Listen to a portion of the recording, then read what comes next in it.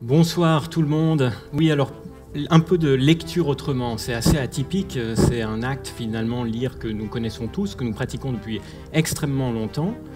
Et vous savez à quel point ce qui est central dans la littérature, c'est la capacité à changer de point de vue. Vous tournez une page, vous passez à un autre chapitre, et puis tout à coup, vous vous trouvez carrément dans une autre époque. Vous entrez dans d'autres personnages, ou des fois, on fait des sortes de zoom-out.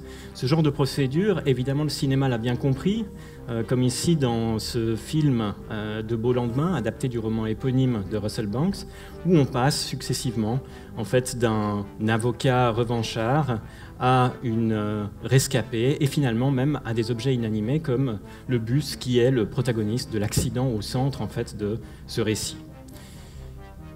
Et pourtant, ce qui a l'air de ne pas changer, c'est notre rapport à la lecture. C'est-à-dire que vous lisez, nous lisons vraisemblablement toujours à peu près de la même façon, avec le même type d'instrument, nos mains, notre regard, notre esprit, pour ensuite décoder ce signal particulier. Et c'est aussi de là que viennent la plupart de nos acquis en faculté des lettres. Et c'est assez particulier quand vous y pensez au niveau de la démarche scientifique, puisque la démarche scientifique s'appuie très souvent sur des instruments spécifiques qui ont aussi le mérite de nous faire accéder à d'autres types de réalités. Donc changer de point de vue, changer d'échelle, comme ici avec ce microscope qui nous permet d'aller dans l'infiniment petit, et puis aussi, évidemment, aller dans l'infiniment grand avec télescope et autres. Et il semblerait qu'en lettres, fidèle à une certaine tradition, en fait, on devrait se limiter à ce type d'objet particulier, donc rester à cette lecture très proche, et aussi, par conséquent, nous déplacer à l'intérieur de ces grands sanctuaires que sont les bibliothèques. Or aujourd'hui, vous savez qu'en fait, quelques petites choses ont changé, vous en entendez parler systématiquement, et ces éléments qui ont changé, c'est bien sûr aussi la numérisation. Qu'est-ce que ça change en réalité, la numérisation? Eh bien, d'une part, c'est qu'au-delà de la préservation du matériel, des manuscrits, qui reste évidemment absolument central, nos bibliothèques commencent également à ressembler à ceci. Elles ont une sorte de double numérique, des fermes de serveurs, et ça veut également dire que notre livre, eh bien, ressemble à ça. Avoir un livre qui ressemble à du code, c'est-à-dire qui est codé dans ce type de langage, eh bien, nous offre un certain nombre d'autres possibilités. Et je vais vous donner quelques exemples des applications possibles, malheureusement que quelques-unes, que nous explorons en faculté des lettres. La première chose, eh bien, c'est qu'on peut quitter le niveau du livre à proprement parler pour descendre à un niveau un petit peu plus bas. Ce niveau, c'est par exemple descendre au niveau des mots, évidemment, ce que la linguistique fait depuis très longtemps avec la linguistique computationnelle, mais aller même encore plus loin, descendre par exemple au niveau de la ponctuation. Ce type de déplacement et ce type de transformation n'a pas besoin du big data dont vous entendez parler systématiquement. Je vous donne un exemple particulier, ici une visualisation produite par Adam J. Calhoun, où vous voyez deux textes dont on a simplement retiré le contenu textuel central. On n'a gardé que la ponctuation sur ces éléments-là.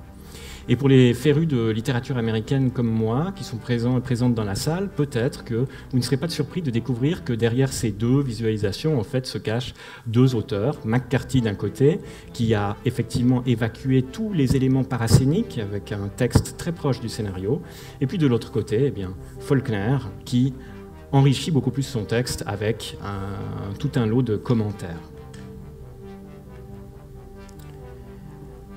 Et on peut aussi faire jouer le texte, mettre le texte en jeu, le faire interagir. Cela veut dire, par exemple, demander une analyse automatique. Vous voyez ici un logiciel qui a été développé avec différents collègues de l'Université de Lausanne, dans une équipe interdisciplinaire qui réunit à la fois des historiens, des chercheurs en sciences du langage et de l'information. Sur ce type de visualisation, la pièce de théâtre ici de Jean Racine défile sur la droite et le réseau que vous voyez sur la gauche est généré automatiquement avec une suite de personnages. Chacune des animations que vous voyez correspond en fait à une réplique avec un grossissement à chacune des interventions et qui nous permet, scène après scène et acte après acte, de voir apparaître un réseau qui nous documente sans même le lire.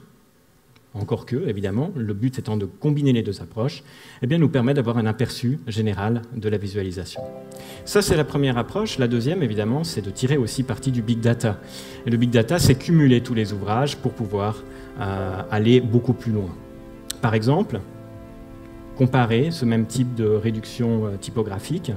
Par exemple, aussi, mobiliser toutes ces différentes constellations pour faire des comparaisons à très grande échelle. Et vous voyez donc qu'avec ce type de techniques qui sont permises par les humanités numériques, qui sont parfois un petit peu étranges quand on ne les connaît pas, eh bien nous retrouvons ces constellations qui nous manquaient avec nos outils de base, et nous retrouvons aussi des moyens d'accéder au code génétique, en un certain sens, de textes stylistiques. Et donc ça nous permet de raconter une autre histoire. Et vous vous posez sans doute la question, mais d'accord, lire autrement c'est une chose, mais est-ce qu'on pourrait aussi écrire autrement ? Eh bien oui, on peut aussi écrire autrement. Je n'ai évidemment pas le temps de vous en parler, mais je vais quand même vous donner 2 pistes. La première, c'est évidemment la génération automatique de texte, qui va vraiment être au centre de ces prochaines années. Et puis la deuxième, c'est amener la littérature sur de nouveaux objets, notamment du côté du jeu vidéo, dont l'Université de Lausanne inaugure son premier cours cette année. Il y aurait encore 1000 choses à dire, mais j'espère vous avoir donné un aperçu de ce que pourrait être lire autrement. Merci beaucoup.